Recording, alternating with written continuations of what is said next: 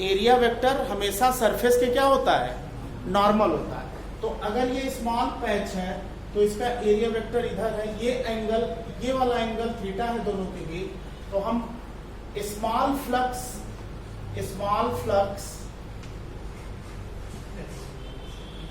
है ना, small flux d phi क्या लिख सकते हैं बच्चों, फ्लक्स का सिंबल है ई vector dot ds vector.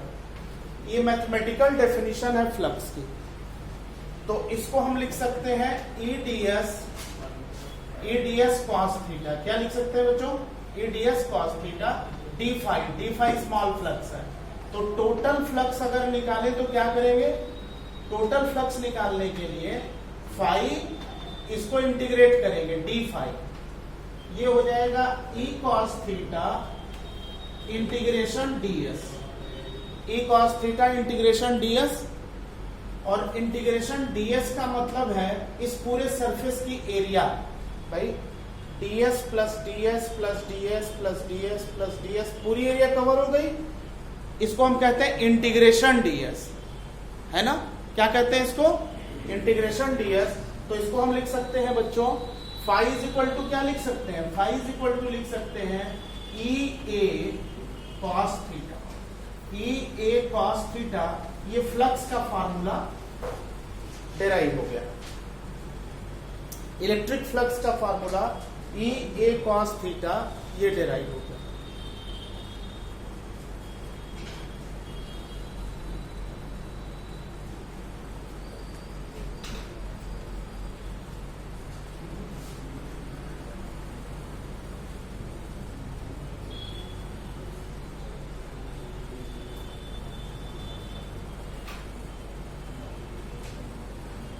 Note कर लीजिए इसको।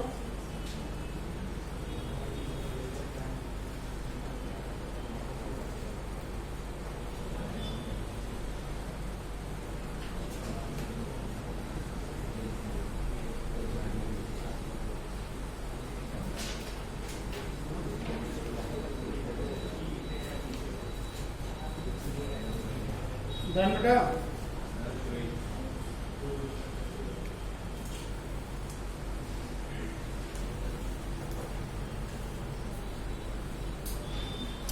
एक बार और देख लीजिए। Electric flux, number of electric field line passing through a considered surface normal to it. ये सरफेस है, एरिया ए है, एक स्मॉल पैच कंसीडर किया, डीएस एरिया का area vector, electric field vector, ये angle theta.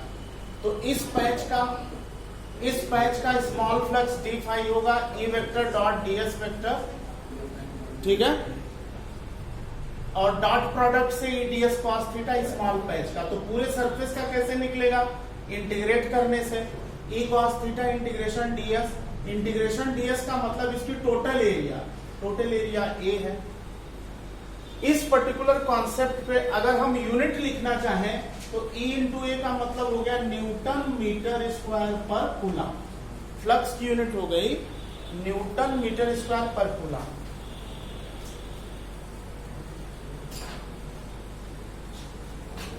Newton metre square पर coulomb.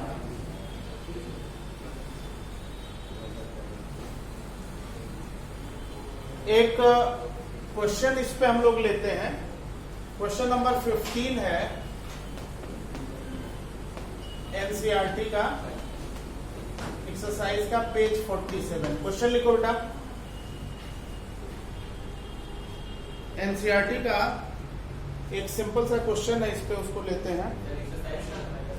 Page 47 exercise का, electric field 3 into 10 to the power 3, electric field 3 into 10 to the power 3 I cap, electric field 3 into 10 to the power 3 I cap Newton पर coulomb. Newton पर coulomb 3 into 10 to the power 3 I cap Newton पर coulomb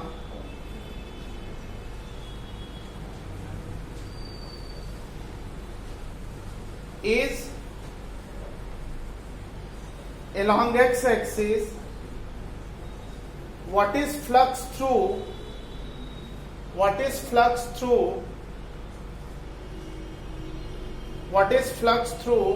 a square of 10 centimeter side,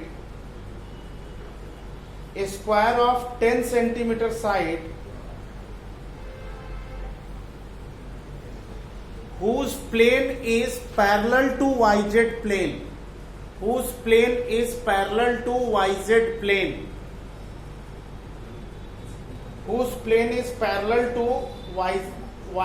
plane, full stop. Also find the flux through same square,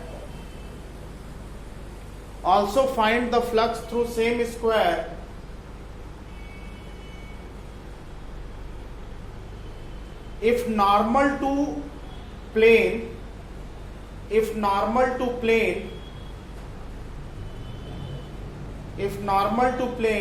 make 60 degree with x axis. If normal to plane make 60 degree with x axis.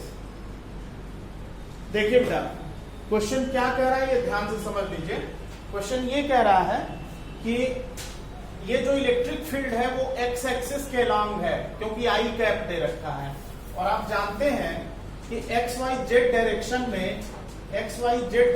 में electric field 3 into 10 to the power 3 newton पर coulomb का I cap के long है, यानी x axis के long है। तो YZ plane अगर लेते हैं तो वाईजेड प्लेन ये है। इस वाईजेड प्लेन का एरिया वेक्टर किधर होगा? अगर फील्ड इस डायरेक्शन में है तो वाईजेड प्लेन ऐसे होगा भाई। अगर फील्ड हॉरिजॉन्टल है तो वाईजेड प्लेन ऐसे होगा, तो वाईजेड प्लेन का एरिया वेक्टर इस डायरेक्शन में होगा। वाईजेड प्लेन का एरिया वेक्टर इस डायरेक्शन में होगा, और इलेक्ट्रिक फील्ड वेक्टर जो है वो इस डायरेक्शन में है। इलेक्ट्रिक फील्ड वेक्टर इस डायरेक्शन में, दोनों के बीच एंगल कितना हो गया? 0 डिग्री। तो इसका मतलब फर्स्ट पार्ट का जो आंसर है phi is equal to E A cos 0 रख देंगे, रख के सॉल्व करके निकाल लीजिए। 3 into 10 to the power 3। Every side square की कितनी दे रखी है? 10 सेंटीमीटर। एवरी साइड 10 सेंटीमीटर है, ये भी, ये सब 10 सेंटीमीटर है। वाईजेड प्लेन है ऐसे, तो 10 सेंटीमीटर का मतलब 0.1 का होल स्क्वायर। स्क्वायर की एरिया होती है साइड स्क्वायर। इस स्क्वायर की एरिया हो जाएगी साइड स्क्वायर। साइड है 0.1, तो 0.1 का स्क्वायर। इसको आप सॉल्व कर लो, आंसर आ जाएगा। फर्स्ट पार्ट का हो गया, कितना आया बच्चों? 3 इंटू 10 टू दी पावर कितना आएगा? 30 क्या इंटू? केवल एग्जैक्टली 30। यूनिट बोलो, पर कूलम। दूसरे वाले पार्ट में कह रहा है कि जो नॉर्मल टू एरिया मतलब जो नॉर्मल है इस प्लेन का वो 60 डिग्री पे इंक्लाइंड है। Flux same square if normal to plane make 60 degree with X axis. तो कोई दिक्कत ही नहीं है। कहने का मतलब जो प्लेन ऐसे था पहले वो अब ऐसे हो गया, मतलब वो ऐसे हो गया, ऐसे हुआ। कहने का मतलब ये है बेटा कि प्लेन अब ऐसे हुआ, प्लेन अब ऐसे हो गया, और इलेक्ट्रिक फील्ड एक्स एक्सिस के लॉन्ग है। एरिया वेक्टर जो है इससे 60 डिग्री पे है। प्लेन पहले ऐसे था, अब ऐसे झुक गया, तो एरिया वेक्टर तो नॉर्मल ही रहेगा एक्स एक्सिस से 60 डिग्री पे। तो फ्लक्स क्या हो जाएगा? फ्लक्स हो जाएगा ई ए cos 60। इसको सॉल्व कर लीजिए। 3 इंटू 10 टू दी पावर 3, 0.1 का होल स्क्वायर। cos 60 होता है बच्चों 1/2, तो जितना आया था उसका जस्ट हाफ हो जाएगा। जितना आया था उसका हाफ होगा ना, तो कितना आ जाएगा? 15 न्यूटन मीटर स्क्वायर पर कूलम। ठीक है। एक PYQ है जो बोर्ड में पूछा गया, इस पे वो आप लिखिए जरा। ये वाला क्वेश्चन तो समझ में आ गया ना एनसीईआरटी का। एक प्रीवियस ईयर क्वेश्चन है, बोर्ड में पूछा गया, वो लिखिए। A cube of every side small a cube of every side small a is in XYZ plane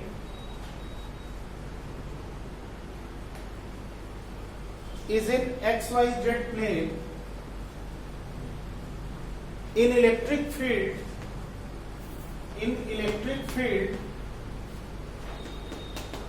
E vector CXI cap Newton पर कूलम, CXI cap न्यूटन पर कूलम।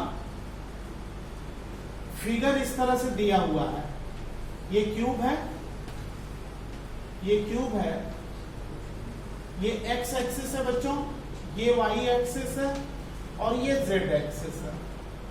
ये वाली साइड क्यूब की ए है, ओरिजिन से इस फेस की side भी ए है। इलेक्ट्रिक फील्ड राइटवर्ड एक्ट कर रही है, इलेक्ट्रिक फील्ड राइटवर्ड है, एक्स एक्सिस के नाम आई कैप है। तो बताना कि इसका फ्लक्स कितना होगा, इस क्यूब का फ्लक्स कितना होगा। ये 3 मार्क्स में पूछा गया बोर्ड में, इस क्यूब के थ्रू कितना फ्लक्स पास होगा ये आपको बताना। देखिए करेंगे क्या बच्चों, वो आप ध्यान से देख लीजिए।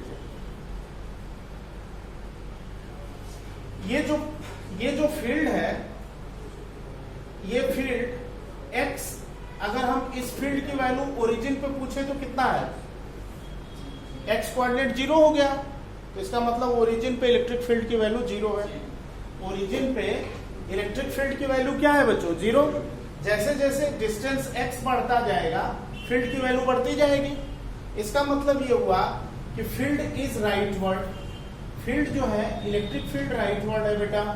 तो अगर राइटवर्ड है तो इस फेस के लिए देखोगे तो फील्ड वेक्टर और एरिया वेक्टर सेम डायरेक्शन में है या नहीं। हमेशा एरिया वेक्टर, ध्यान से देखिए, हमेशा area vector normal outward area vector लिया जाएगा, मतलब बाहर की तरफ area vector, normal outward area vector. तो फील्ड राइटवर्ड है तो इस फेस का फ्लक्स देखेंगे, फ्लक्स निकालेंगे तो एरिया वेक्टर राइटवर्ड लेंगे। अगर मैं आपसे कहूं कि इस फेस का देखिए तो फील्ड तो राइटवर्ड है लेकिन एरिया वेक्टर जो होगा वो लेफ्टवर्ड होगा। क्यों? क्योंकि नॉर्मल आउटवर्ड एरिया वेक्टर है। इस फेस के लिए एरिया वेक्टर इस फेस का आउटवर्ड एरिया वेक्टर लिया जाएगा, बाहर की तरफ। ठीक है, क्लियर, समझ में आया। हमेशा area vector outward, normal outward area vector लिया जाएगा। अच्छा एक बात बताओ बच्चों, इस फेस के लिए देखें तो इलेक्ट्रिक फील्ड और एरिया वेक्टर के बीच एंगल कितना है? इसके लिए आपने बताया 0 है, इसके लिए 180 बताया, इसके लिए कितना है 90, और cos 90 की वैल्यू, तो इस फेस का फ्लक्स अपने आप 0। इस फेस का देखिए एरिया वेक्टर और फील्ड वेक्टर के बीच एंगल, भाई field vector rightward, area vector नीचे की तरफ, ऐसे है ना, तो एरिया वेक्टर नीचे हो जाएगा।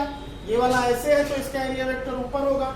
यहाँ पे देखिए इलेक्ट्रिक फील्ड जो है राइटवर्ड है इस फेस के लिए, और इसका एरिया वेक्टर देखेंगे तो ऊपर है, तो ये एंगल 90 है, तो इस फेस का फ्लक्स 0 है। उसी तरह से इस फेस का फ्लक्स 0 है।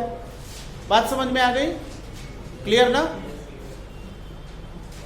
केवल फ्लक्स होगा राइट फेस का और लेफ्ट फेस का, बाकी फेसेस का फ्लक्स क्या होगा 0, क्योंकि एंगल 90 डिग्री है।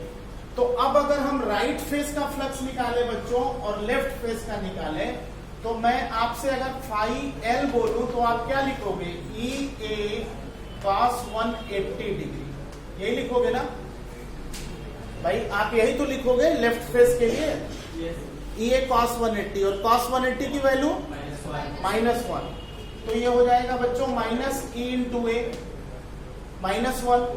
E कितना है यहाँ पे, इस पॉइंट पे ई कितना है, सी, और एक्स कोऑर्डिनेट कितना है इस पॉइंट पे, ए है भाई, एक्स कोऑर्डिनेट इस पॉइंट पे कितना है, ए है। तो ये हो जाएगा बच्चों, क्या होगा बताइए, minus C A multiplied by इस फेस की एरिया, एवरी साइड ए है तो कितनी एरिया है, ए स्क्वायर, तो माइनस सी ए क्यू, ये फ्लक्स है लेफ्ट फेस का, ये फ्लक्स है लेफ्ट फेस का। समझ में आ रहा है ना।